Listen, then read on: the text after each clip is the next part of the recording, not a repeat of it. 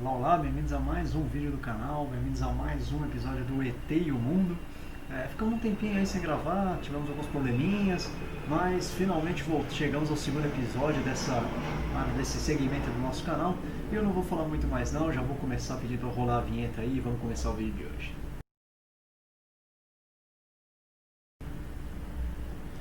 Bem pessoal, hoje vamos conversar, aproveitando um pouquinho a respeito da morte do Maradona, né?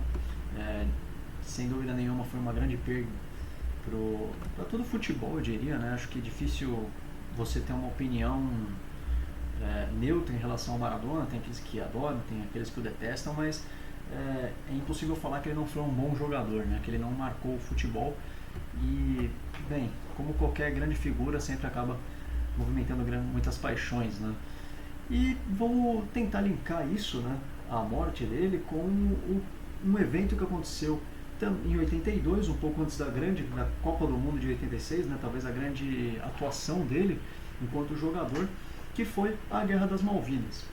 E tentar mostrar aqui uma relação entre o jogo de 86 e o conflito que aconteceu 4 anos antes, né? Para falar rapidinho um pouquinho o que foi a Guerra das Malvinas, para dar essa introdução pro assunto, né? É importante a gente falar onde é que ficam, né? E o que são essas ilhas, né?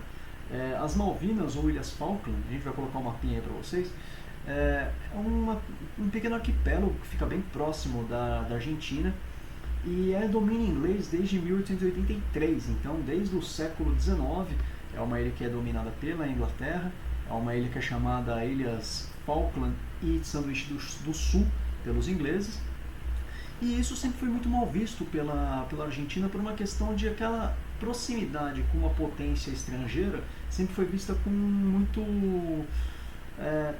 maus olhos, né? O pessoal não gostava muito de ter uma potência como a Inglaterra tão próxima do seu país. Isso sempre foi muito mal visto, é uma questão que mexe até hoje um pouco com o patriotismo dos argentinos. E aquilo foi muito explorado durante os anos da ditadura militar na Argentina. E na década de 80, início da década de 80, o presidente da Argentina, né, o ditador da Argentina, era o Galtieri, né, que era o líder dessa tríade que comandava a ditadura no país. E foi uma época bastante complicada para a Argentina, né, era uma época onde a economia argentina já estava em frangalhos, a ditadura sofria muitas críticas, né, principalmente por abuso de direitos humanos, todo aquele roteiro que a gente conhece bem aqui no Brasil também, né? Enfim, e uma das grandes saídas que a ditadura viu para se manter no poder foi utilizar esse sentimento patriótico, né, que é sempre também bastante característico de governos democráticos não, perdão, mas de governos autoritários, e usar isso para inflamar o seu apoio. E foi isso que o Galtieri tentou fazer. Em 82 ele começa a Operação Rosário, que basicamente é a invasão e a tomada daquelas ilhas que são posse da Inglaterra para a Argentina.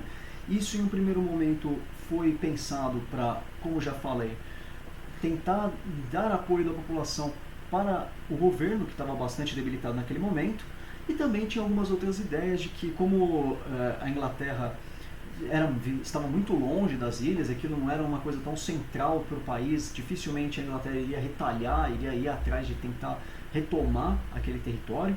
Também havia uma questão de a Argentina imaginava que os Estados Unidos iriam se manter neutros no conflito por conta de alguns acordos pré-existentes entre alguns países da América do Sul e América Latina com os Estados Unidos, e também que a Argentina teria o apoio dos países da América Latina como um todo. Então, a Argentina imaginava que teria esse apoio maciço do continente para entrar nessa guerra contra os ingleses.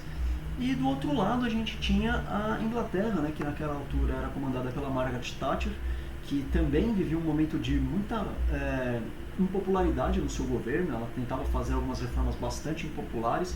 Era um ano eleitoral na Inglaterra também, e ela era vista como uma candidata que dificilmente iria se reeleger. Dificilmente o Partido Conservador, né, que é o partido que ela concorria, né, naquelas eleições, iria ganhar, né. Porém, a invasão da Argentina foi muito mal vista e muito mal interpretada, não só pela Inglaterra, como grande parte dos outros países do sistema internacional. E a Margaret Thatcher, em um ano eleitoral, precisando também dar uma resposta para aquele ato agressivo e para os seus eleitores também, faz um contra-ataque. Ela envia 20 mil soldados para um contra-ataque para retomar aquelas ilhas. Isso era basicamente o triplo de contingente que a Argentina tinha enviado para o combate. E, além do mais, ela tinha o apoio da OTAN, que é a aliança do Atlântico Norte, e também contou com o apoio logístico dos Estados Unidos, né? Tanto logístico quanto bélico. Os Estados Unidos também forneceram armas e o apoio logístico para a Inglaterra. E, além do mais, o apoio dos países latino-americanos não ocorreu como a Argentina imaginou. Então ela ficou sozinha contra um país que é uma potência não só militar, mas uma potência nuclear. É importante lembrar que a Inglaterra é um país que tem armamentos nucleares, domina esse tipo de armamento, e acabou sendo uma guerra bastante violenta. Foram 2 meses de conflitos bastante fortes, até que a Argentina acaba declarando a derrota, né? Aceita a derrota. A Inglaterra retoma as Ilhas Falkland, que é como eles chamam, e a ditadura na Argentina, se já estava mal das pernas antes, ela acaba afundando de vez. O Galtieri ele larga a presidência, ele se afasta, e logo depois anunciado o processo de redemocratização, que 1 ano e meio depois iria terminar na eleição do Ramon Alfonsín, que foi o primeiro presidente eleito democraticamente pela Argentina após a ditadura militar. Enquanto isso, na Inglaterra, a Margaret Thatcher colheu os louros dessa vitória militar, se reelegeu como primeira-ministra, conseguiu manter o seu partido no poder e acabou sendo muito bem vista, né, pela população pelo modo que ela reagiu a essa crise, né? Tanto que ela ganhou, alguns anos depois, o apelido de Dama de Ferro, né? Como foi colocado no nome do filme biográfico dela. Porém, esse conflito acabou gerando uma rivalidade entre Inglaterra e Argentina, que já existia também dentro dos gramados. É importante lembrar que em 66, na Copa da Inglaterra, houve um jogo entre Argentina e Inglaterra bastante violento, onde foi inclusive a primeira expulsão de um jogador durante uma Copa do Mundo. Na época não tinha nem cartão vermelho, então gerou todo um rebuliço, porque o jogador da Argentina não sabia que estava sendo expulso, ele não falava a língua do árbitro, e demorou um tempinho para entender que ele estava sendo obrigado a se retirar da partida. E o jogo também teve diversos outros causos. Esse jogador ele acabou insultando a rainha da Inglaterra na época, já era a Dona Elizabeth, que está aí até hoje, né? Menina eterna, né? Enfim, isso acabou acirrando ainda mais uma rivalidade entre os dois países. E uma rivalidade que se aprofundou em 82 após o conflito das Ilhas Falkland. E isso tudo gerou um cenário muito complicado, muito quente para o jogo de 86. Era um jogo importante, um jogo de quartas de final, eliminatório, entre uma equipe que vinha muito bem na Copa do Mundo, que era a Argentina, que ganhou todos os seus jogos, liderou o seu grupo, vinha mostrando um jogo muito, muito bom, e do outro lado uma Inglaterra que vinha mal das pernas também, acabou tendo alguns problemas para chegar na fase final. Só se classificou para o mata-mata na última rodada do seu grupo, tropeçou com o Marrocos, então era uma campanha bastante complicada do time da Inglaterra. E já existia um sentimento de revanchismo, isso levou até alguns confrontos entre os Barras Bravas, né, que é a torcida organizada da Argentina, com os hooligans. Isso foi bastante noticiado no México, o país até aumentou a sua segurança no entorno do Estádio Azteca, onde seria realizada aquela partida, e o sentimento de revanchismo ainda estava muito presente nos jogadores da Argentina principalmente, e um deles em especial, que era tido como o principal jogador da Argentina naquela Copa, o Diego Maradona. Ele já tinha tomado para si o papel de líder do time em campo, e ele tinha para si que ele precisava chamar a responsabilidade e de alguma maneira ganhar aquela partida, né? Fazer o máximo para ganhar a partida.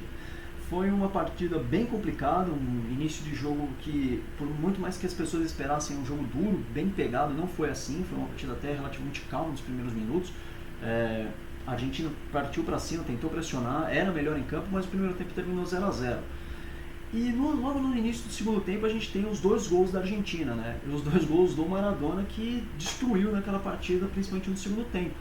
Logo nos primeiros 5 minutos tem aquela disputa de bola que eu acho grotesca, que o zagueiro da Inglaterra dá uma bicuda para cima na boca da área, para trás, e aí o Maradona sobe com a mão, faz o lance da mano de Dios, marca o primeiro gol e a Argentina sai na frente, né? Isso gerou bastante revolta nos jogadores da Inglaterra, como não poderia ser diferente. Óbvio, você tomar um gol de mão numa Copa do Mundo deve ser, mano, muito... Você ia ficar muito puto também, eu ficaria, eu tenho certeza. E o jogo continuou, aí sim a partida começou a esquentar, ficar bem duro em alguns momentos, mas 5 minutos depois o Maradona tem um lance que eu acho que é o mais genial da carreira dele, com certeza.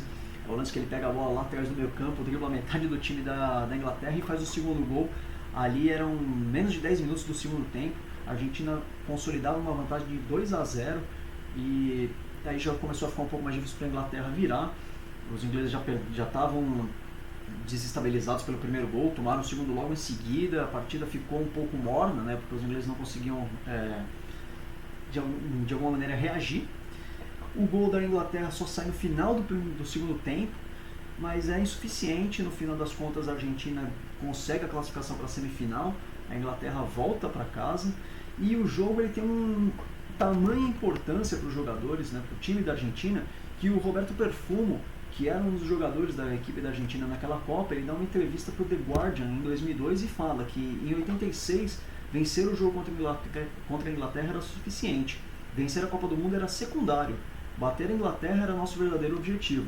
Então mostra o quanto importante era pro time da Argentina aquela disputa contra os ingleses nessa Copa, né? O quão importante era o confronto entre os dois. Por fim, a Argentina acaba indo para a semifinal contra a Bélgica, mais um jogo onde o Maradona coloca no bolso, faz os 2 gols, classifica o time para a final. Na final, um jogo contra a Alemanha Oriental à época, Ocidental à época, 3-2. Nesse jogo o Maradona não faz gols, mas ele dá assistência para um dos gols, se não me engano, o gol da vitória, e garante o segundo título da Argentina, escreve de vez o seu nome como um dos maiores jogadores da história, e o principal jogador da história do futebol argentino também. O motivo da gente trazer, né, de eu trazer esse caso, né, para mostrar que esse foi o jogo onde o Maradona muda de patamar para a seleção argentina e para o povo argentino, né? Ele deixa de ser apenas um mero jogador de futebol, óbvio que naquela época ele já era o principal jogador da seleção, mas ele deixa de ser só mais um jogador e passa a ocupar um lugar quase que mitológico, né, na Argentina. Ele tem, para quem não sabe, ele tem uma religião com o nome dele, tem a Igreja Maradoniana, que comemora o Natal no aniversário dele, a Páscoa no dia desse jogo aí, do gol da mano de Dios. Então você vê, a Argentina de vez em quando é um povo meio estranho, né, tem umas loucuras, enfim. Mas isso mostra o quão grande é a admiração do povo argentino com o Maradona, o quanto é a identificação deles com o seu ídolo, né? E aí a gente começa a entender um pouco melhor tamanha comoção quando ele acaba morrendo, quando anuncia-se que ele morreu. E bem, pessoal, é importante a gente sempre separar, né, a pessoa do jogador, e apesar de ele ter tido algumas decisões bastante polêmicas ao longo da sua vida, bastante problemas, isso acho que não cabe a nós julgar. O que nos cabe julgar é ele enquanto jogador, e isso é sem dúvida nenhuma um dos maiores jogadores que já pisou em um campo de futebol, com certeza o maior da história da Argentina. E vai deixar aí bastante saudades para quem gosta de futebol, para quem gosta de vê-lo em campo, vai acabar deixando esse pequeno vazio nos campos. E deixa também um legado, uma história de identificação com a torcida, de identificação com o seu povo bastante bonita para a gente ter aí em conta pra gente quando a gente comenta de futebol e grandes ídolos do esporte, né? Bem, pessoal, basicamente é isso. Espero que vocês tenham gostado. Eu tentei fazer um vídeo mais curto também, igual o outro que a gente fez no primeiro episódio. Infelizmente não ficou tão curto quanto eu gostaria, mas enfim, espero que vocês tenham gostado. Deixem o seu like se vocês gostaram, se vocês não gostaram, deixem o dislike aí, compartilhe o vídeo com todo mundo, deixe os comentários, deixe também sugestões para o nome do segmento, né? Eu falei no primeiro vídeo, se vocês não gostarem do nome, deixem aí sugestões, ninguém deixou, então foi mantendo aí, eu também não pensei em outro nome melhor. Mas também compartilhem com todo mundo que vocês queiram, toca o sinetinha da notificação que fica, acho que aqui, eu nunca sei, vocês já sabem, quem acompanha o canal. E é isso, pessoal. Muito obrigado, se inscrevam também no canal, a gente está quase chegando a 100 inscritos, marca importante. E é isso. Muito obrigado a todos, até o próximo vídeo, tchau, tchau.